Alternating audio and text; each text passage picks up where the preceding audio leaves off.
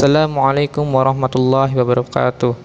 Bismillahirrahmanirrahim. Alhamdulillahirabbil alamin wa bihi nasta'inu ala umuri dunya waddin.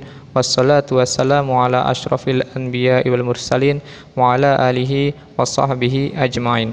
Rabbi shrah li sadri wa yassir li amri wahlul 'uqdatam min lisani yafqahu qawli. Amma ba'd. Sampai jumpa lagi dengan saya. Kali ini saya akan menyampaikan materi kelas 11 SMA mengenai Quran Surat Yunus ayat 40 sampai dengan 41 dan Quran Surat Al-Maidah ayat 32 yang berkaitan dengan toleransi dan menjauhkan diri dari bahaya kekerasan. Sebelum membahas materi, jangan lupa untuk menekan tombol subscribe dan like agar saya terus bisa bersemangat dan mengembangkan dan memberikan materi-materi yang mudah-mudahan bisa memberikan manfaat. Jangan lupa juga mengaktifkan tombol loncengnya agar teman-teman tidak ketinggalan video terupdate dari saya. Bagi yang ingin memberikan masukan dan bertanya, silahkan teman-teman tulis di kolom komentar. Perilaku yang sesuai dengan Quran Surat Yunus ayat 40 sampai dengan 41. Yaitu yang pertama, perilaku secara umum yang harus ditegakkan oleh umat Islam, yaitu di dalam urusan muamalah seperti tolong-menolong, berbuat baik, bekerja sama antara sesama umat beragama perlu dilakukan dan dikembangkan dalam kehidupan sehari-hari. Firman Allah Subhanahu wa ta'ala, A'udzu billahi minasyaitonir rajim. Bismillahirrahmanirrahim. Ya ayyuhan nasu inna khalaqnakum min dzakarin wa untha wa ja'alnakum syu'uban wa qabaila lita'arafu. Inna akramakum 'indallahi atqakum. Innallaha 'alimun khabir. Yang artinya, hai manusia, sesungguhnya kami menciptakan kamu dari seorang laki-laki dan seorang perempuan, dan menjadikan kamu berbangsa-bangsa dan bersuku-suku supaya kamu saling kenal mengenal. Sesungguhnya orang yang paling mulia di antara kamu di sisi Allah ialah orang yang paling bertakwa di antara kamu. Sesungguhnya Allah Maha Mengetahui lagi Maha Mengenal. Quran Surat Al-Hujurat ayat 13.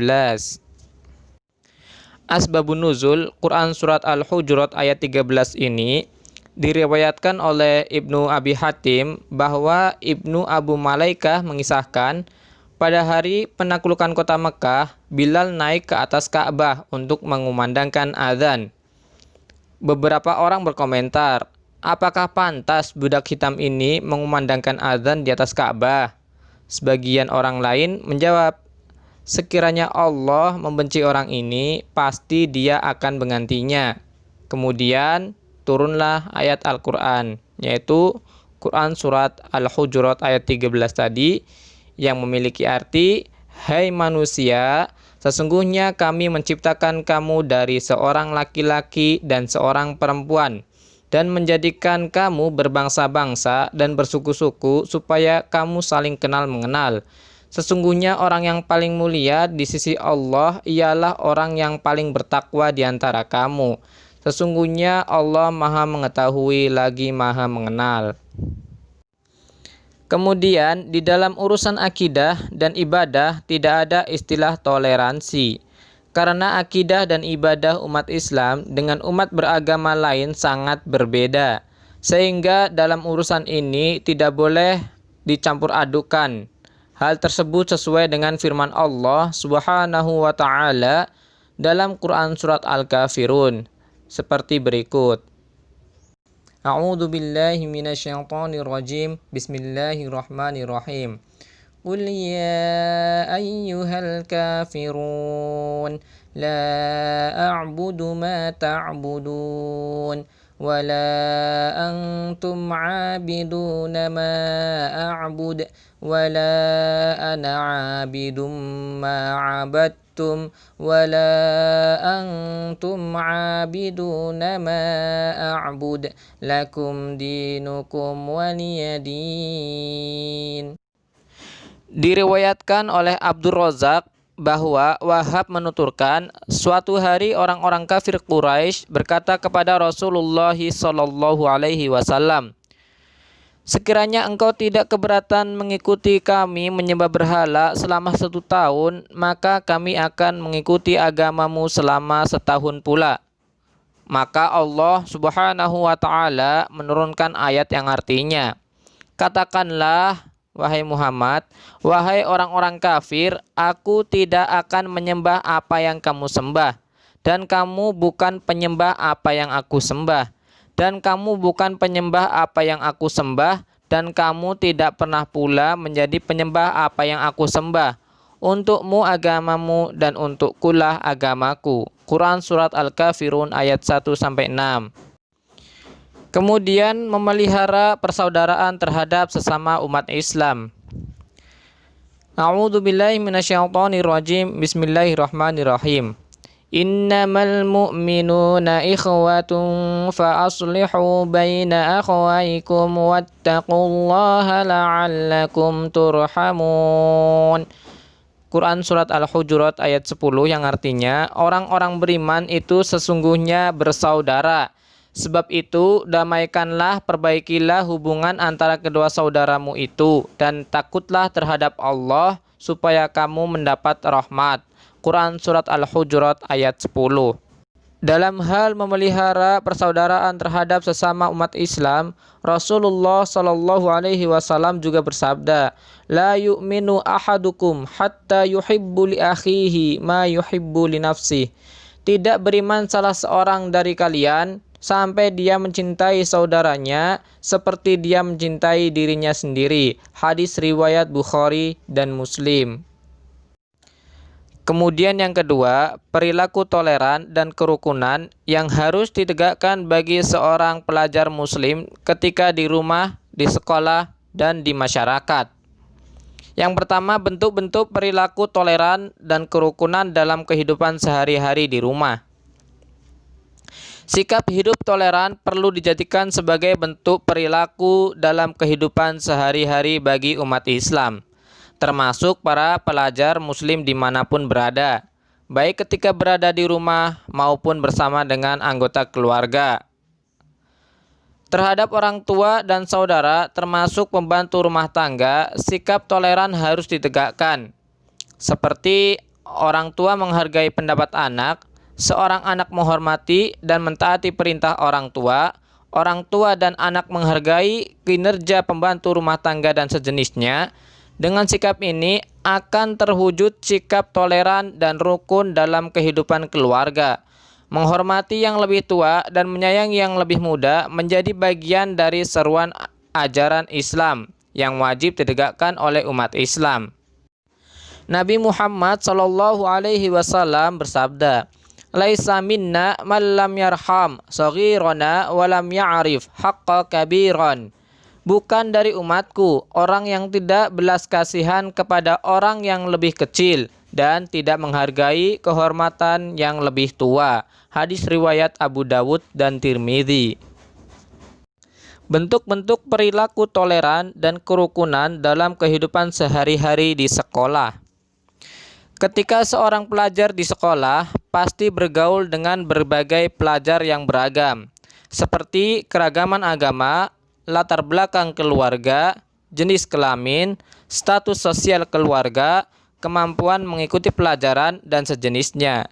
Dengan perbedaan ini, bagi seorang pelajar hendaknya dijadikan sebagai media untuk belajar dan mencari kesempurnaan diri, sehingga terwujud sebuah keluarga besar yang saling toleran, rukun, dan damai. Bentuk-bentuk perilaku toleran dan kerukunan dalam kehidupan sehari-hari di masyarakat. Masyarakat adalah kumpulan berbagai bentuk keluarga. Di dalam masyarakat, kehidupan semakin majemuk. Dengan kemajemukan tersebut, antar anggota masyarakat harus mengutamakan kepentingan umum daripada kepentingan pribadi ataupun kelompok. Kepentingan umum yang dimaksud adalah kepentingan untuk mewujudkan suasana hidup rukun, damai, tentram, aman, dan nyaman. Suasana kehidupan yang demikian ini akan terwujud apabila antar anggota masyarakat mampu mewujudkan sikap hidup toleran dan rukun dalam segala bidang, termasuk terhadap pemeluk agama yang berbeda. Wujudnya adalah saling mengerti, menghargai, dan menghormati, serta menjauhkan diri dari perilaku egois. Perilaku yang sesuai dengan Quran Surat Al-Maidah ayat 32 dan hadis tentang perintah menghindarkan diri dari tindak kekerasan. Yang pertama, perilaku yang secara umum harus ditegakkan oleh umat Islam. Setiap tindak kekerasan akan merugikan manusia, dan setiap yang merugikan manusia harus dihindari, dijauhkan, dan dihentikan. Cara menghindarkan diri dari tindak kekerasan adalah membiasakan diri selalu berdoa. Karena tindak kekerasan merupakan bentuk kemungkaran, akhlak dan amal yang menuruti hawa nafsu. Maka perlu kita memohon pertolongan dan kekuatan untuk menghindarinya dengan melalui doa sebagai berikut. Allahumma inni a'udzubika min munkaratil akhlaqi wal a'mali wal ahwa. Ya Allah, aku berlindung kepadamu dari berbagai kemungkaran akhlak, amal, maupun hawa nafsu. Hadis riwayat Tirmidzi. Menjauhkan diri dari perbuatan zalim. Dari Abu Dzar, Nabi Shallallahu Alaihi Wasallam dalam meriwayatkan firman Allah Subhanahu Wa Taala yang berbunyi, "Hai hambaku, sesungguhnya aku telah mengharamkan diriku untuk berbuat zalim, dan perbuatan zalim itu pun aku haramkan di antara kamu. Oleh karena itu, janganlah kamu saling berbuat zalim. Hai hambaku, kamu sekalian berada dalam kesesatan, kecuali orang yang telah aku beri petunjuk. Oleh karena itu, mohonlah petunjuk kepadaku, niscaya aku akan memberikannya kepadamu." Hadis riwayat Muslim. Bersikap rendah hati. Rendah hati merupakan kebalikan dari sikap sombong. Seseorang yang bersikap rendah hati berarti seseorang terjauh dari sikap sombong. Karena kesombongan dapat mengakibatkan perilaku buruk, termasuk kekerasan yang pada akhirnya menimbulkan perilaku anarkis. Rasulullah Shallallahu Alaihi Wasallam bersabda, "Innallaha auha ilayya an tawadu'u hatta la yabghiya ahadun ala ahadin wa la yafkharu ahadun ala ahad." Dari Iyad bin Himar, ia berkata, Rasulullah Shallallahu Alaihi Wasallam bersabda, "Sesungguhnya Allah telah mewahyukan kepadaku, hendaklah kalian bersikap rendah hati, hingga seseorang tidak berbuat aniaya kepada orang lain, dan seseorang tidak berlaku sombong kepada orang lain." Hadis riwayat Abu Dawud. Membudayakan sikap malu. Sikap malu harus dibudayakan oleh manusia dalam kehidupan sehari-hari. Sikap malu yang perlu dibudayakan oleh manusia adalah malu terhadap Allah Subhanahu wa Ta'ala dan malu terhadap manusia. Malu kepada Allah Subhanahu wa Ta'ala berarti merasa dilihat dan dicatat oleh malaikat Allah Subhanahu wa Ta'ala ketika berbuat sesuatu yang tidak baik. Sehingga seseorang yang memiliki rasa malu kepada Allah Subhanahu wa Ta'ala dapat mendorong manusia untuk menjauhi semua larangan Allah Subhanahu wa Ta'ala, baik ketika bersama banyak orang maupun dalam keadaan sendirian. Sebaliknya, tidak memiliki malu kepada Allah Subhanahu wa Ta'ala dapat mendorong manusia untuk berperilaku semaunya. Rasulullah Shallallahu Alaihi Wasallam bersabda, Inna mimma adrakan nasu min kalamin nubuwatil ula. Idza lam tastahi faf'al ma syi'ta. Dari Abu Mas'ud, ia berkata, Rasulullah Shallallahu Alaihi Wasallam bersabda, perkataan pertama yang diperoleh oleh manusia dari perkataan kenabian adalah, jika kamu tidak malu, maka berbuatlah sesukamu. Hadis riwayat Abu Dawud.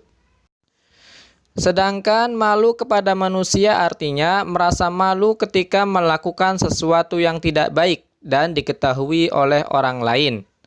Apabila melakukan sesuatu yang tidak baik dan tidak merasa malu ketika diketahui oleh orang lain, maka rasa malunya telah hilang.